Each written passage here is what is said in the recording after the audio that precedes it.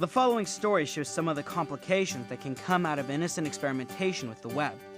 As you watch the story unfold, think about what you might do or have done in a similar situation. Later in the Reality Check segment, we'll get some advice to help us know how to have fun, but be safe in the online world.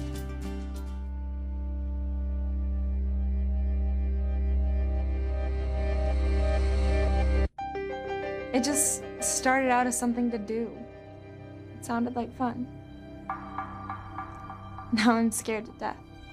If Mom and Dad ever found out about this, I don't know what they would do. Why did Jennifer pull me into this? All of this because of a stupid prank. I didn't even do anything, and I'm suffering all of these consequences. This is so unfair. I mean, just a couple of weeks ago, the four of us were just sitting around bored and looking for something fun to do. I'd heard all about blogs from the other kids at school, and I'd seen every website that hosted one. Corey and Jeremy and I have been friends since we were little kids. Scott's cool too. He's Jeremy's best friend. It seemed like a great idea. So what can we put on there? Anything we want. Stuff that's going on at school, music, sports. Corey, you can put your poems on there. Who would want to read that stuff? Shut up! It's like an online journal. Wait, and other people can post stuff on our blog too? Yeah, if we want them to. It's a free forum for expressing opinions. I like to put pictures of my cats. Can I do that? Sure, pictures, sound files, even video. We can put anything we want on it, but we need a cool name. How about Let's Party? 2x2. High school hottie. We had the blog up and running very quickly. We settled on the name Eastern High Party Kids. That first couple of weeks, we were putting all kinds of stuff on there. Yeah, it was great. Scott and I both liked posting stuff about the NBA. The blog was a lot of fun. We were getting all kinds of posts from kids we didn't even know. It just started with emails. I mean, he seemed like a really nice guy. They tell you not to open emails from people you don't know. I never should have opened it. I know that now. I just didn't realize. You know the screen name. Good boy 1713. No.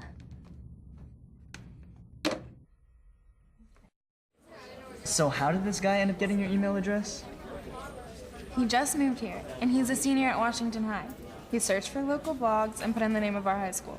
That gave him a link to our blog, and he posted a comment. I felt sorry for him. He seemed kind of lonely, so I just posted a response back, just welcoming him and telling him some cool places to hang out. Okay, so he posted on our blog, but now you say you're emailing him. All of our emails are on the blog, Scott. Yeah, and I don't really think that's such a good idea either. I don't know, Jennifer. I mean, you need to be careful. You don't really know anything about this guy. You didn't give him your phone number or anything like that, did you? No, of course not. We're just email buddies. It's no big deal. Jennifer told me about this guy right after she started exchanging emails with him. It seemed harmless enough. His name was Keith. He was 17 and he was actually kind of cute. Hey, guess who I'm talking to online right now? Cute Keith. He just IM'd me. You're kidding. What are you talking about? Oh, nothing much, just chatting. You know that pic of me from spring break? Yeah, I sent it to him. The one in the bikini? I don't believe you sent that. He thinks I'm hot. He thinks you're hot too. What? The girls had put up their cheerleading pictures. So this guy, Keith, started asking Jennifer all these questions about Corey. Who's your cheerleading friend? What is she like? Did you show her my pic? Stuff like that. This one time, me and my parents were in this really bad fight, and I was so mad at them. Keith was really understanding. He was a really good listener. I sent some of my work to Keith. He told me that it was some of the most honest writing he had ever read. That he could really see my heart in my work. I just felt he understood me. At first the girls thought it was cool and they both started to email him and chat with him. I guess they liked the attention. It almost seemed like they were in competition or something. And they have never even met the dude.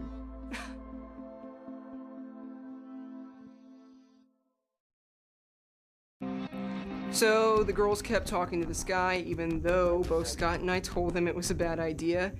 And of course, this was about the same time that I made a mistake of my own as far as blogs go. Hey, Scott! Very funny, man. Look at this! The girls are gonna love You that! better delete that, man. Now. You can't take pictures in there. You know that. Delete it.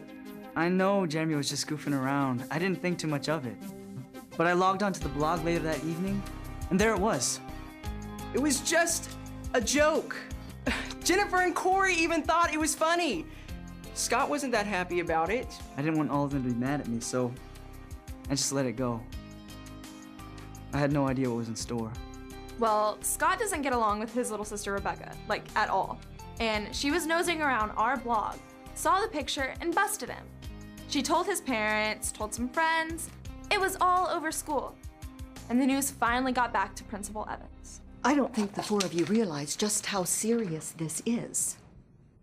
The parents of 3 of the members of the basketball team who are in the background of this picture called me after their son saw this.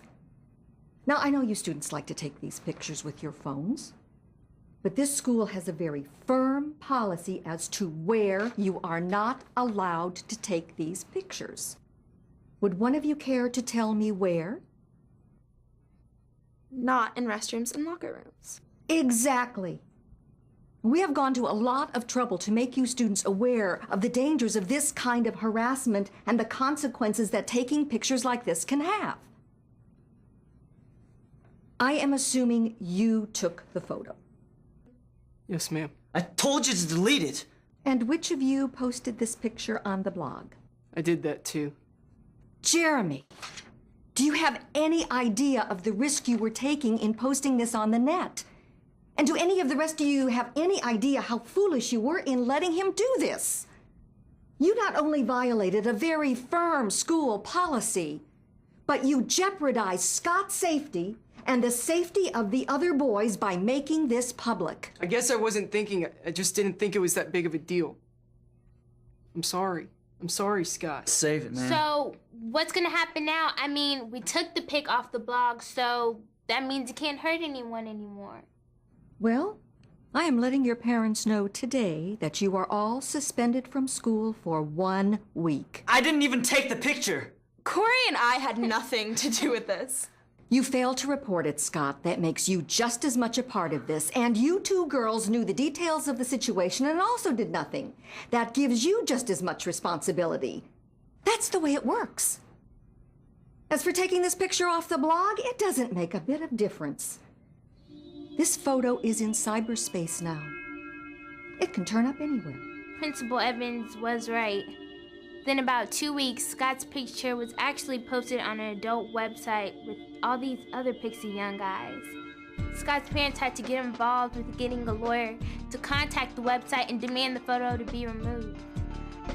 They were so upset and Scott was so angry. The boys stopped speaking to each other. And then, to make it all worse, Jimmy got a letter from that big university he had applied to.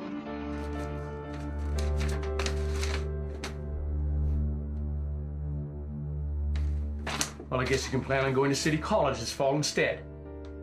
It was just a joke on a stupid high school blog! It was a violation of school policy, Jeremy, and that suspension is now part of your school transcript. And every college you apply to is going to find out about this. And universities like this one are not looking to admit students who get suspended from school or take part in activities that harm other kids through exposure on the internet.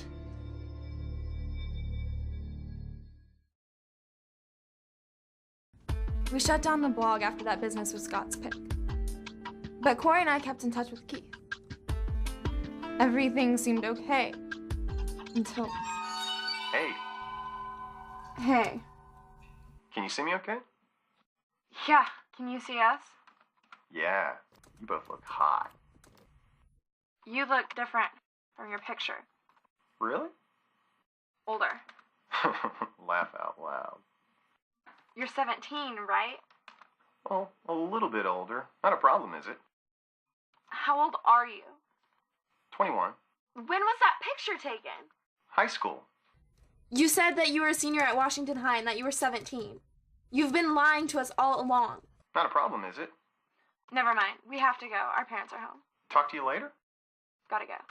He's older than 21. I know. You know he's lying about everything. We were so mad. And the whole thing, it made us feel so creepy. And then he kept emailing us both. He actually went to meet us to the coffee shop. We totally stopped replying, and we even blocked his email address. We just went to put the whole thing behind us. Who is this? Laugh out loud. It's Keith. Got a new screen name. When are you and Corey gonna get together with me? Not still upset about those pics, are you? Probably best that we don't talk anymore. Our parents don't let us hang out with guys your age. We don't have to tell Mary and Frank.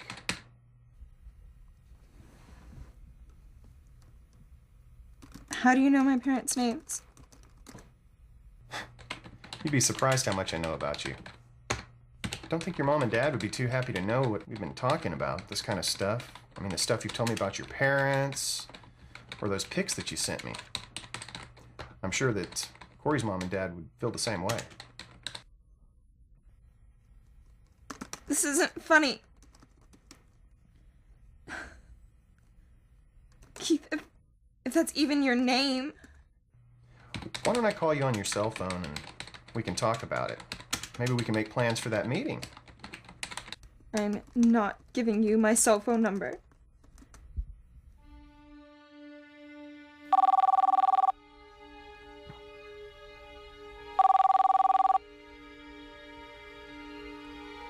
Hello? Hey, Jen. Guess who? I've never been so humiliated in my life. This is the worst thing that has ever happened to me. I never meant for anybody to get hurt. It was just a joke. I just can't believe things ever got to this point.